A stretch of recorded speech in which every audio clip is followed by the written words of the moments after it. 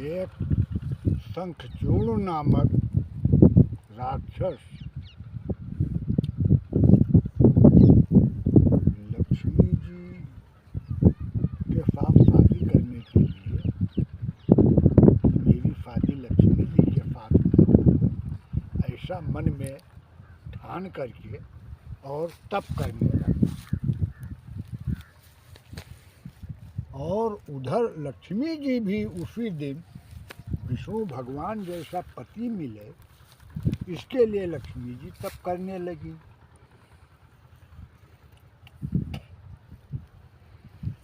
दोनों तप करने लगे।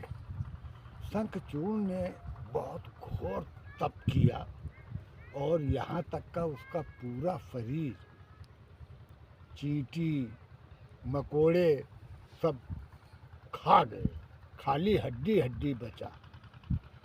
और बहुत दिनों तक तप करने किया। उसके बाद ब्रह्मा जी वरदान देने के लिए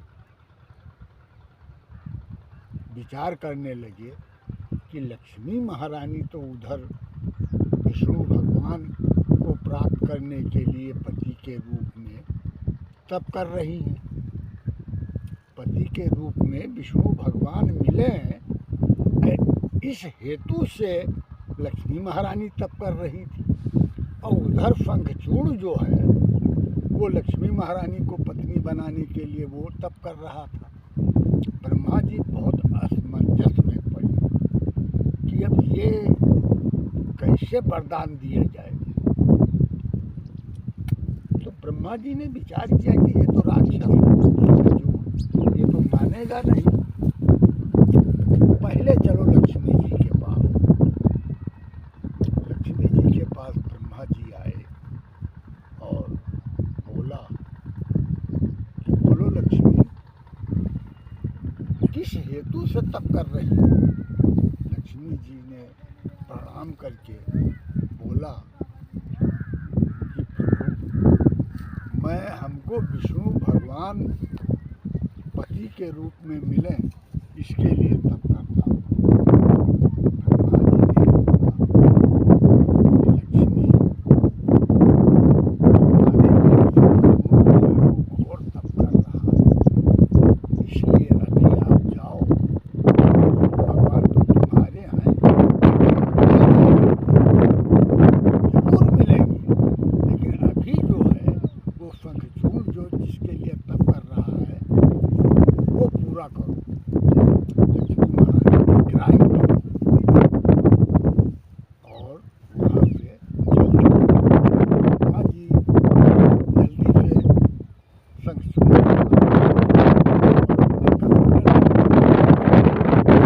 के शरीर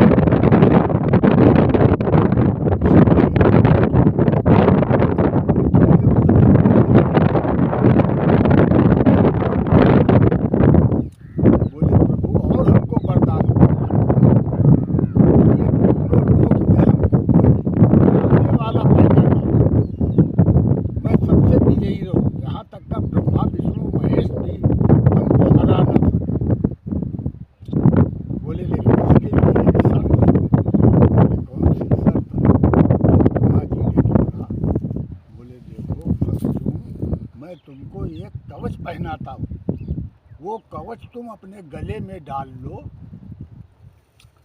जब तक तुम्हारे गले में ये कवच रहेगा तब तक ब्रह्मा विष्णु महेश जो तीनों मिल करके तुम्हारे ऊपर आक्रमण करेंगे तब भी तुमको हरा नहीं पाएंगे। लेकिन जब ये कवच तुम्हारे गले में नहीं रहेगा तब तुम मारे जाओगे, यानी हार जाओगे और मृत्यु को प्राप्त होगे। बोले ठीक है प्रभु। ब्रह्मा जी ने कवच को पहना दिया और अपने स्थान पर चले गए।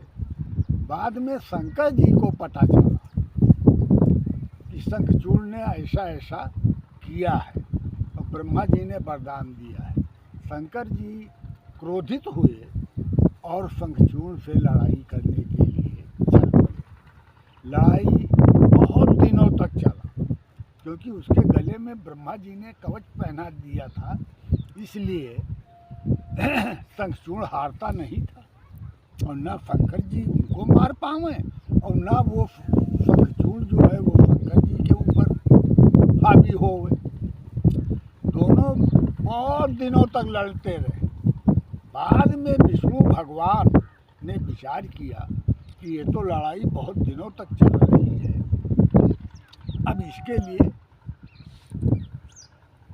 कोई उपाय करना पड़ेगा। तो विष्णु भगवान वहाँ अपने स्थान से चल पड़े और रास्ते में ब्राह्मण का रूप धारण करके और शंखचूर्ण जहाँ पर था वहीं से जा कर के गुजरते थे, यानी गुजर रहे थे। इतने में शंखचूर्ण ने आवाज़ दिया, हे विप्रदेव, हे विप्रदेव, अरे इधर आओ, इधर आओ। विष्णु भगवान जो ब्राह्मण का रूप धारण किया हुआ वो शंखचूर्ण के पास में पहुँचे। शंखचूर्ण ने बोले विप्रदेव, आज आपने दर्शन दिया है, इसलिए आज आप जो कुछ मांगना चाहते हो वो मांगो। अरे बोले, आप क्या दोगे? बोले, नहीं, हमारा प्रेम है, आज हम आपको कुछ दान दूंगा। 3 बार कहलवाया, दोगे? बोले, हाँ दूंगा। ऐसा 3 बार बोला। तब ब्राह्मण ने यानी विष्णु भगवान ने उस गले का कवच मांग लिया। कवच मांगा, फिर शंखचूर्ण ने बोला, आज तुम मार डाला भाई। अरे ये कवच मैं गले से कैसे निकाल सकता हूँ? बोले बस। बोले नहीं, अब तो देना पड़ेगा, क्योंकि मैं 3 बार बोल चुका हूँ और आपका हक हो गया।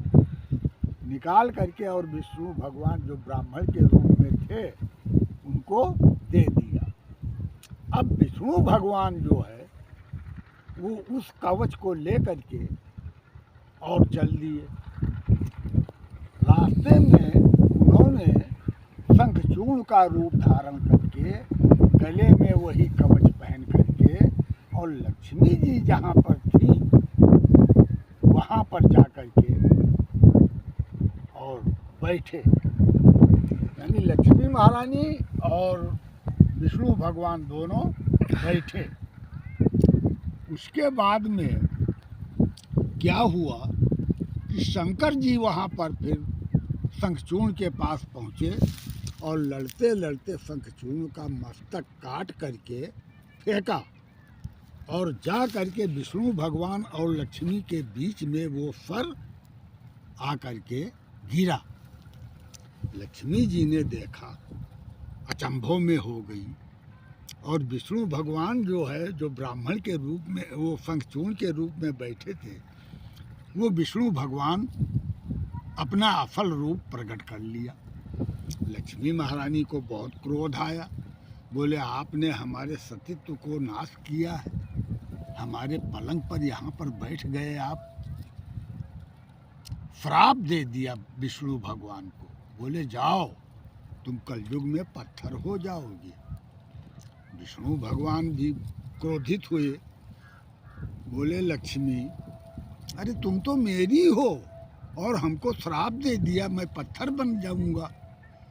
लेकिन लक्ष्मी जी सुनो, तुम तुलसी का पेड़ हो जाओगी और खेत में और हर जगह शुद्ध अशुद्ध कोई भी जगह हो वहाँ पर तुम उगोगी।